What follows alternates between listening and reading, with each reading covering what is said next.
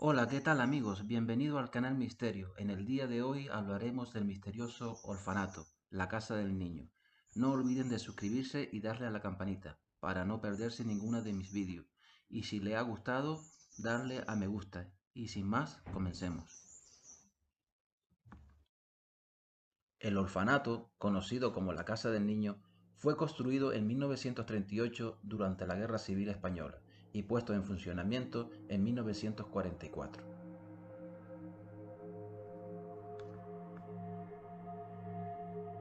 El edificio se encuentra situado en la capital Gran Canaria, perteneciente al archipiélago canario y a su vez al territorio español.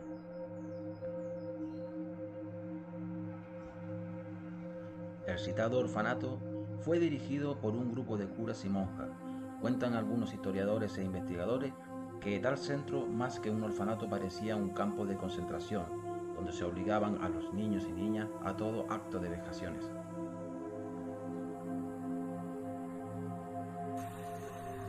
No es de extrañar que lo que les contaré a continuación tenga más sentido sobre las misteriosas voces de auxilio que se escuchaban cada noche en los largos pasillos tenebrosos.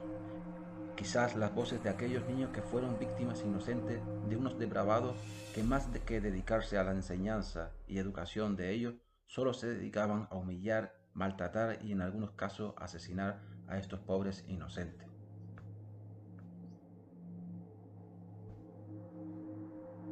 Entre las apariciones del citado lugar destaca el suicidio de una de las monjas que trabajaba allí, según relatan algunos investigadores que recogieron los hechos de alguien que se aseguraba ver cómo ella subía una larga escalera de la torre principal y se arrojaba al vacío una y otra vez como si se tratara de un bucle.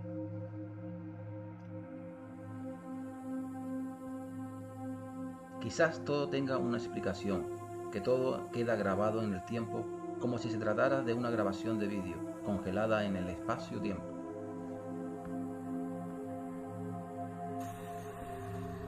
Seguramente recogida por mentes capaces de reproducir tal evento. Nos hace pensar que tal docente quizás fue impulsada por una conciencia acusadora o quizás no pudo soportar los actos cometidos en ese centro, llevándola al suicidio.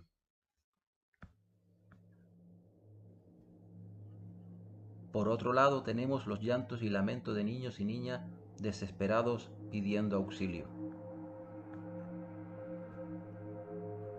Son muchos los que aseguran escuchar los ruidos mientras visitaban el centro de noche, algunos de ellos parapsicólogos que registraban voces y sombras, sombras que se paseaban en la oscuridad de los pasillos y habitaciones. Según algunos testimonios de los que trabajaban como guardias de seguridad, no podían ni siquiera entrar de noche. El miedo y las ganas de llorar les invadían por todas partes, de manera que algunos preferían hacer la guardia fuera de las instalaciones, por miedo a enfrentarse a lo desconocido.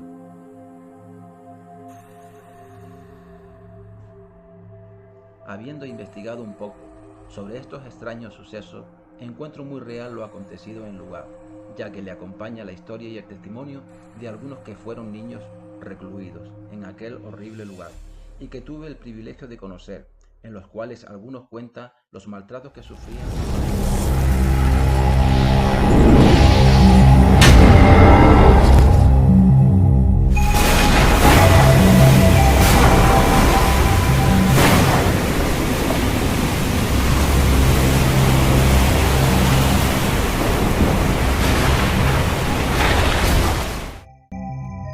Las Islas Canarias no deja de sorprendernos. Hoy nos situaremos en una de sus islas, concretamente en la isla de Tenerife. En el episodio de hoy hablaremos del famoso Hospital Tor, fundado en 1944 y destinados a enfermos de tuberculosis. Un dato curioso de este caso es la similitud con la famosa Casa del Niño, en otra isla canaria, concretamente en la isla de Gran Canaria, que también fue fundada sobre ese mismo año.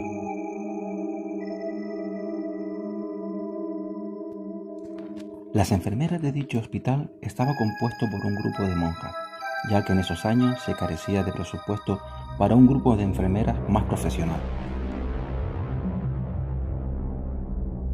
Los primeros fenómenos ocurrirían tras el descubrimiento de una habitación secreta en el nivel 4, tras la realización de unas obras de acondicionamiento. En dicha habitación descubierta destaca el hallazgo de unos pocos muebles antiguos, un espejo y un crucifijo. Terminadas las obras de acondicionamiento, comenzaron a llegar los primeros enfermos de tuberculosis, con el fin de recuperarlos en las nuevas instalaciones. Pero los enfermos instalados allí, transcurrido un tiempo, solo empeoraban cada vez más, teniendo incluso apariciones extrañas. Una de las apariciones más destacadas y que más se repetía entre los enfermos era la de un hombre vestido de negro, con un sombrero de copa, que tenía todas las pintas de un subposturero. En esta imagen se puede apreciar a la entidad mencionada. Los médicos empezaron a investigar si quizás en dicha habitación pudiera haber algún tipo de hongos o bacteria que pudiera dar una respuesta a tal empeoramiento de los enfermos, y miraron por todas partes, pero no encontraron nada. Parecía estar todo correcto. Desesperados por tal evento, mandaron a llamar a un sacerdote para que bendijera la habitación, pero solo la cosa empeoró cada vez más. Pero no solo los enfermos fueron testigos de tales fenómenos, sino también los médicos y enfermeros que trabajaban allí empezaron a presenciar otras entidades. Entre las entidades más destacadas de dicho lugar, destacan las apariciones de una monja vestida de blanco que se paseaba en los largos pasillos oscuros entre los pacientes y en una vieja capilla de dichas instalaciones. Pero no pudiendo dar una explicación a tales fenómenos, decidieron clausurar dicha habitación para siempre. Son muchos los fenómenos ocurridos en este tipo de hospitales por todo el territorio nacional. Quizás estos enfermos, próximos a la muerte, pudieron experimentar una puerta al otro lado, una especie de guías espirituales, quién sabe. Pero no fueron los únicos los próximos a la muerte los que experimentaron dicho fenómeno, sino también los trabajadores, dando fe de seres de otras dimensiones. El presente relato está ambientado en la Canarias de los años 30. El terrible y escalofriante crimen de las espiritistas de Telde no solo dejaría marcada la historia de dicho municipio, sino del resto de la isla, la península ibérica y parte de Europa, y quizás otras partes del mundo. Todo comenzó en la primavera de 1930, el 28 de abril, en un municipio de la isla de Gran Canaria, el cual recibe como nombre Telde. Los implicados en esta tragedia sería la familia Valido. Dicha familia estaba compuesta por 4 hijas y 3 hijos. Los Validos se encontraban afligidos por la muerte de Fernando, el hijo predilecto de la familia, el menor de los hermanos varones, el cual contrajo tifus a los 20 años de edad. La familia, desesperada por la grave enfermedad de Fernando, acudieron a cuantos médicos fueron necesarios, con el fin de que Fernando pudiera curarse de esa terrible enfermedad. Viendo los Validos que el joven no mejoraba, decidieron acudir a otros métodos poco ortodoxos, la brujería y la magia negra. De esta manera conocieron a un tal Juan Hernández, espiritista, procedente de Cuba. Los Validos comenzarían a suministrar a Fernando una incontable cantidad de pócimas, con el fin de salvarlo de la muerte, pero dichas pócimas no surgieron efecto, y al final Fernando murió. La familia Valido quedaron muy agradecida con el espiritista Juan Hernández, el cual propuso a la familia la preparación de una de las hermanas como medio, a fin de que pudieran comunicarse con el fallecido. La elegida sería Candelaria, ya que Juan Hernández el espiritista ve en ella una sensibilidad especial. Pronto comenzarían las sesiones espiritistas en casa de los Validos, acudiendo al lugar amigos, vecinos y muchas otras personas procedentes de diferentes lugares, con el fin de poder contactar con sus seres queridos ya fallecidos. Esto daría paso al escenario macabro que pronto se habría de gestar. En una de las sesiones contacta con Fernando, su hijo menor ya fallecido. Fernando le dice a su familia que estaba en el purgatorio y que allí se aburría mucho y que necesitaba de la compañía de algunos de sus hermanos para no sentirse solo y aterrado. La idea, pues, era que uno de los hermanos o hermanas tendría que morir para así hacerle compañía a su hermano. El peso de la decisión de quién habría de ocupar el lugar para hacerle compañía a Fernando recaería sobre Candelaria, la cual Juan Hernández, el espiritista, había preparado como medium. Como si de pura selección natural se tratase, la elegida para este fin sería Carmen, ya que la familia consideraba que ella era la más débil de la familia, porque la joven tenía un aspecto enfermizo. La joven Carmen quedó muy aterrada con la decisión de la familia. No podía creer cómo sus padres y hermanos, a los que tanto había amado, podían cometer tal acto de crueldad hacia ella. Así que entraron en la habitación y comenzaron a golpearla por todos lados e intentaron estrangularla. Pero la joven pudo zafarse de la mano de sus agresores y salió rápidamente a esconderse en un lugar de la finca, con el fin de que su familia recapacitase de tal acto de crueldad. Cuando Candelaria, la medio, vio que su hermana Carmen opuso gran resistencia, se dio cuenta de que ella no era la elegida, así que decidió que la próxima en ocupar su lugar sería Aurelia, otra de sus hermanas, la que tendría que asumir el viaje de acompañar a su hermano Fernando. Llevaron pues a Aurelia a una de las habitaciones de la casa y la ataron a una silla, con un rosario atándole las manos y otro los pies. La joven no opuso en ningún momento resistencia, ya que para ella era un privilegio de poder acompañar a su hermano Fernando en su viaje al más allá. Ya la suerte estaba echada sobre Aurelia. Comenzaron a rociarla con agua bendita y a golpearlas con palos y piedras, mientras la joven emitía unos gritos desgarradores que estremecían el extraño lugar. Ya una vez la joven débil por tal brutal agresión, la tendieron en una cama, donde volvieron a amarrarla y comenzaron a clavarle una especie de agujas en forma de hueso por todos lados de su cuerpo. Incontable el número de puñaladas que Aurelia recibió. Fue muy larga la agonía para Aurelia, hasta que la joven no pudo soportar más y al final murió.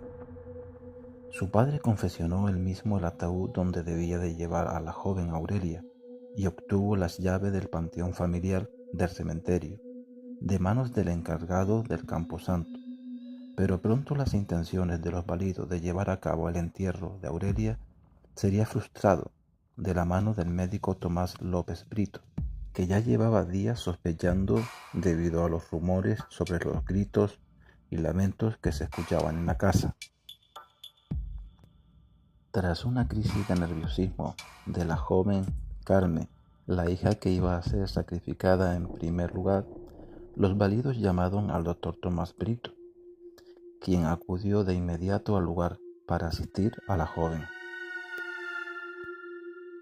Cuando el doctor llegó a la casa, vio a la joven con varias lesiones y tras mirar de reojo a una de las habitaciones, le pareció ver un cuerpo tapado, por lo que su sospecha se confirmó.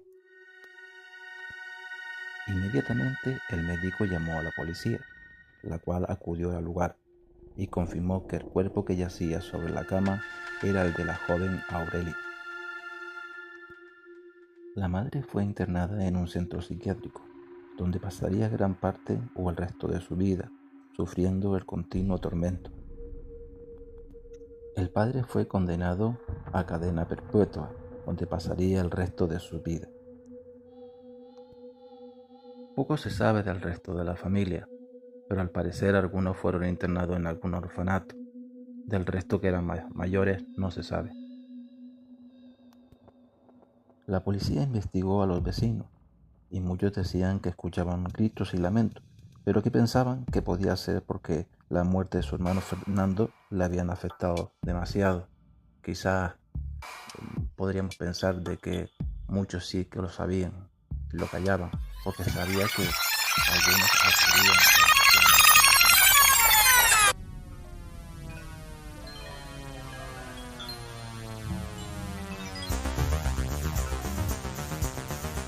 ¿Qué tal, amigos? Bienvenidos al canal del misterio. En el programa de hoy hablaremos sobre la manipulación del tiempo.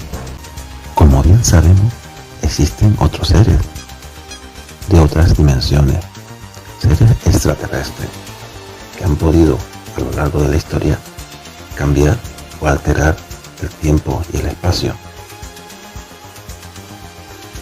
Hoy le traemos un caso peculiar ocurrido en un barranco de la isla de Tenerife, las Islas Canarias.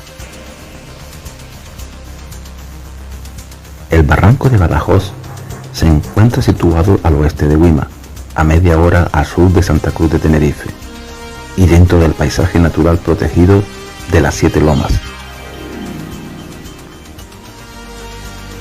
En este misterioso barranco se desarrolló uno de los casos más misteriosos de la historia de este archipiélago. El misterioso caso ocurrió a finales del siglo XIX. Según cuenta esta historia, una niña desaparece misteriosamente tras acudir al entorno del barranco en busca de frutas. Tras una alargada búsqueda por los lugareños, sin resultado, se suspende la búsqueda. 25 años más tarde, alguien golpea la puerta de la casa de la familia de la niña. Es ella, con la misma edad con la que desapareció.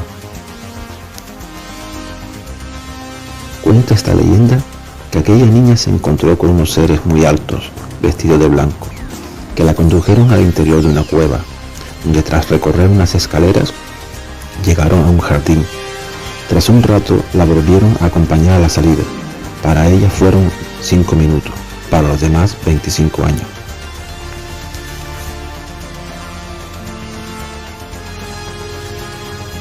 Esto podría ser un claro ejemplo de un portal temporal.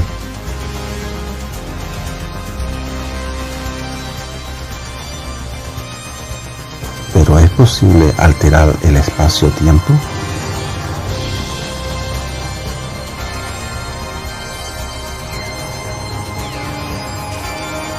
Según algunas teorías como la de Albert Einstein, esto sería posible, alterar el espacio-tiempo.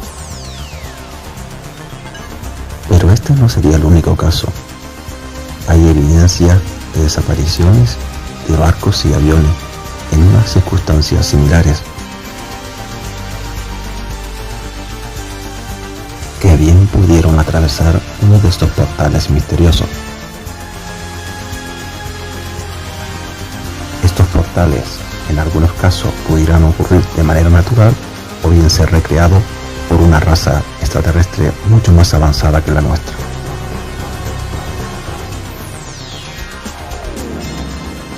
Pero al parecer, la raza humana sigue los mismos pasos. Este afán es guiado por la necesidad de conquistar el espacio. En estos últimos tiempos se han venido desarrollando motores de curvatura. Este tipo de motores son capaces de viajar varias veces a la velocidad de la luz. Viajando a esa gran velocidad, lo que se consigue es plegar el espacio-tiempo. De esta forma parecería que la nave está inmóvil, mientras que el espacio se mueve tras de sí. Pero recordemos el ejemplo de la niña, que tras desaparecer solo 5 minutos del interior de esa cueva extraña, para la gente que estaba en el exterior pasaron 25 años. Ahora bien, Imaginemos un viaje a Alpha Centauri y que la nave tardara 10 minutos en su ida y 10 minutos en su vuelta. Habrían pasado casi más de 100 años. Quizás la desaparición misteriosa de esta niña es un claro ejemplo de los daños que conlleva hacer un viaje en el tiempo y las consecuencias a las cuales el hombre se enfrentará en un futuro. En el episodio de hoy hablaremos del mayor caso de avistamiento ovni de la historia. Dicho acontecimiento tuvo lugar el 12 de marzo de 1997 a las 4:14 de la madrugada, a 92 kilómetros frente a las costas de Vigo, España.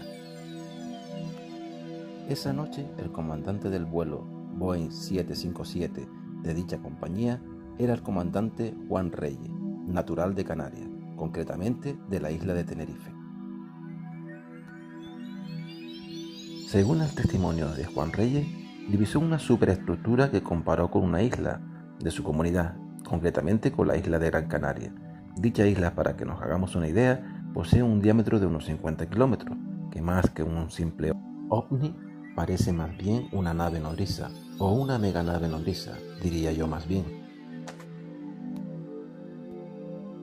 Lo curioso de este caso es que no fue detectado en ningún momento por los radares más cercanos, lo cual es de sospechar que dicho artefacto tendría que poseer una tecnología que supera con creces las que poseemos. La mencionada estructura o megaestructura tenía forma circular, con dos luces muy fuertes en su centro. En ese momento, el comandante Juan Reyes se encontraba a unos 39.000 pies de altura, unos 11.800 metros de altitud y a unos 92 kilómetros o 50 millas al oeste de Vigo. Hay que destacar que el comandante Juan Reyes es un piloto con más de 40 años de experiencia y más de 26.000 horas de vuelo, lo que significa que sus cálculos matemáticos son prácticamente exactos. Para salir de duda, el comandante se comunica con el Centro de Control de Tráfico Aéreo de Madrid, los cuales le respondieron que no se apreciaba nada en los radares y que además en la zona no había ningún tipo de maniobras militares. Para salir de dicha duda, desde el Centro de Control de Madrid se pone en contacto con un vuelo de Iberia el 6010, un DC-10 que viajaba desde Montreal a Madrid por la misma ruta y que pasaba por el mismo lugar unos 10 minutos después que el comandante Reyes. El comandante del DC-10 realiza un giro por la zona y las coordenadas que le habían suministrado desde el centro de control y confirma que los datos suministrados por el comandante Juan Reyes son del todo ciertos. Este tipo de avistamiento lo podríamos encuadrar como una gran base submarina de tipo extraterrestre. Son muchos los avistamientos de ovnis saliendo del mar, lo que encuadra perfectamente con esta posibilidad de que esta megaestructura se trate en lo más normal de una base submarina de tipo extraterrestre.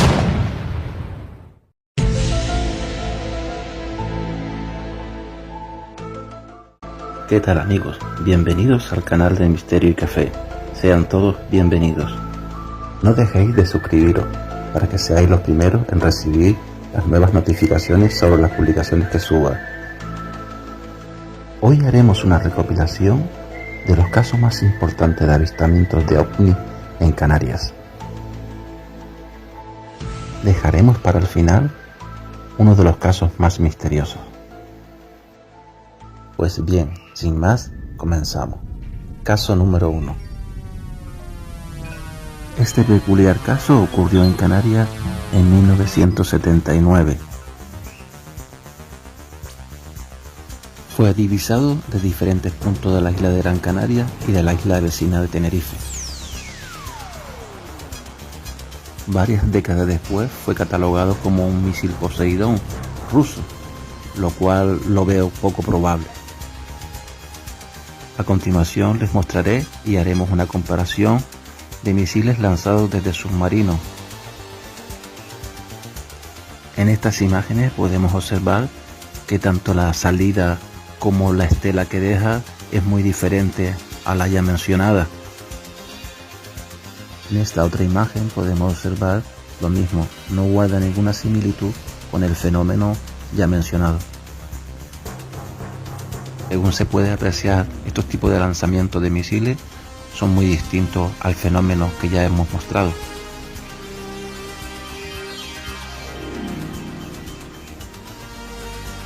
En la imagen del avistamiento se puede apreciar que a la salida del propulsor se deja oír una gran campana, lo que significa que el objeto que está expulsando ese tipo de gases es mucho mayor, mucho más amplio, mucho más diámetro que un misil normal.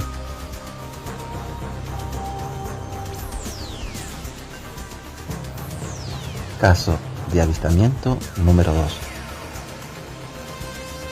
Este caso ocurrió en una de las Islas Canarias, concretamente en la isla de Gran Canaria, en un lugar llamado Cañón del Águila. Este avistamiento ocurrió en el 2008. La imagen tan solo es una recreación de lo ocurrido.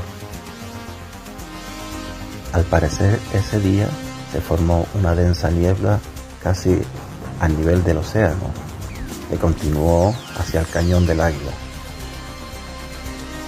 Varios testigos aseguraron ver en medio de la niebla densa un objeto que desprendía varias luces a su alrededor y una muy principal e importante, un haz de luz que se dirigía hacia tierra. Lo curioso de este caso, y más intrigante, es que este avistamiento ocurrió en la zona sur de la isla, en la cual no suele ocurrir este tipo de fenómenos, sobre todo de niebla, y menos casi a nivel del mar, lo cual fue un fenómeno doble. Ese día se produjo una gran caravana, ya que muchos curiosos quisieron ver el fenómeno. Caso número 3. Freddy Valenti era un joven de 20 años cuando el 21 de octubre de 1978 partió con su avioneta Cessna 182L desde Murabi hacia la isla Rey, al sur de Australia. A las 19 horas local, Freddy pregunta por radio si existe otro avión en la zona donde él volaba. Desde la torre de control le contesta que no, que él volaba solo, que no había ningún tipo de aeronave cerca de él. Freddy insiste ver una gran aeronave con 4 luces muy brillantes. De la torre de control le confirman que vuela absolutamente solo. Tras varios minutos angustiosos y tras escucharse algunos rugidos de metales, se perdió el contacto. El caso no ocurrió directamente en Canarias, pero sí varios años después se asegura ver a Freddy en una isla de Canarias llamada Tenerife. En 1990 apareció en una plaza del Charco de Tenerife un joven que decía ser Freddy Valenti. Según cuentan, enseñó a varios testigos su pasaporte australiano como prueba. Según manifiestan los testigos, dice que Freddy fue reclutado por un grupo de extraterrestres. También cuentan otros testigos de que Freddy le había comentado de que había una base de ovnis submarinas en Canarias. Esto es un dato curioso porque la mayoría de los avistamientos que se ha visto en Canarias, la mayoría surgen del océano. El siguiente caso que vamos a ver a continuación tienen también su origen en el océano. Caso número 4. Este caso ocurrió en una de las Islas Canarias, concretamente en la isla de Fuerteventura. Este fenómeno ocurrió el 22 de junio de 1976, en torno a las 21 horas, cuando una embarcación de la Marina Española, la corbeta Atrevida, que navegaba junto a las costas de Fuerteventura, a la altura del aeropuerto del Matorral, observó una luz blanca saliendo del interior de dicha isla. Esta misteriosa luz blanquecina, cuando fue ganando altura, se volvió un tono más azulado, permaneciendo inmóvil. Dicho fenómeno no fue detectado por los radares de dicha embarcación. Dicho avistamiento duró más de 1 hora, lo que se hace poco probable que fuera alguna prueba de misiles submarinas, ya que imagínense, un misil que tarde 1 hora en salir del océano y permanecer en posición fija. Pues bien, sigamos con el último caso. Caso número 5. Este caso ocurrió en una de las Islas Canarias, concretamente en la isla de Gran Canaria. Dicho suceso tuvo lugar el 22 de junio de 1976. Uno de los testigos más destacados fue el doctor Padrón. Eran las 10:30 de la noche, cuando el médico Francisco Padrón se dirigía a una visita domiciliaria, parte de su rutina diaria. Al llegar a un pueblo cercano, llamado Piso Firme, se le apareció una gran esfera, que portaba en su interior unos seres gigantes. Dicha esfera era transparente, ya que el médico Francisco Padrón pudo ver lo que había en su interior. Junto a Francisco también iba el chofer del taxi, donde el médico viajaba, quien también fue testigo del avistamiento. Luego, según cuentan los testigos, dicha esfera se volvió más brillante, quemando una porción de terreno junto a la carretera donde ellos estaban situados. Un poco después, dicha esfera alcanzó una gran velocidad, dirigiéndose a un municipio cercano, el municipio de Agaete, que es el que a continuación le vamos a mostrar. Esta es la plaza de San Sebastián. Aquí fue donde un grupo de jóvenes pudo ver el fenómeno. Según el testimonio de dichos jóvenes, vieron una gran bola de fuego que se dirigía hacia la isla cercana de Tenerife. En las imágenes que a continuación les mostraremos, se puede apreciar dicho fenómeno.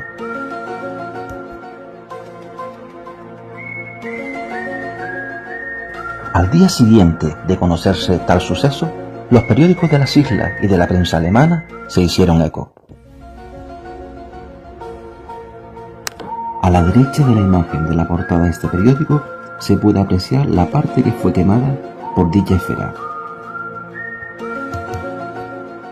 Dicho suceso fue investigado por las fuerzas aéreas y produjo gran interés en la comunidad científica de la época. Esto es una prueba más de que no estamos solos en el espacio.